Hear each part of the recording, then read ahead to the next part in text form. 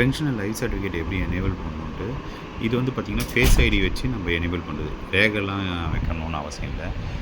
First வந்து பார்த்திங்கன்னா இந்த ஆதார் ஃபேஸ் அப்படின்றத நீங்கள் இன்ஸ்டால் பண்ணணும். இன்ஸ்டால் பண்ணி முடிச்சதுக்கப்புறமா அதுக்கு ஜீவன் பிரமாணான்ற ஒரு ஆப்பையும் இன்ஸ்டால் பண்ணிக்கோங்க. அதுக்கடுத்து அதை ஓப்பன் பண்ணிக்கோங்க. ஓப்பன் பண்ண உடனே ஃபஸ்ட்டு டிவைஸ் யார் வச்சுருக்காங்களோ அவங்களோட டீட்டெயில்ஸை இதில் அப்டேட் பண்ணுங்கள். அப்டேட் பண்ணிட்டு சப்மிட் கொடுத்தீங்க அப்படின்னா திருப்பி ஒரு செக் பாக்ஸ் வரும். அதையும் எஸ் சப்மிட் கொடுத்துட்டீங்க அப்படின்னா ஒரு ஆத்தென்டிகேஷன் உங்களுக்கு கேமரா ஓப்பன் ஆகும். அதில் கண்ணை பிளிங்க் பண்ணிங்கன்னா ஃபோட்டோ எடுத்துடும். அடுத்தது வந்து பார்த்திங்கன்னா பென்ஷனரோட டீட்டெயில்ஸை அப்டேட் பண்ணுங்கள்.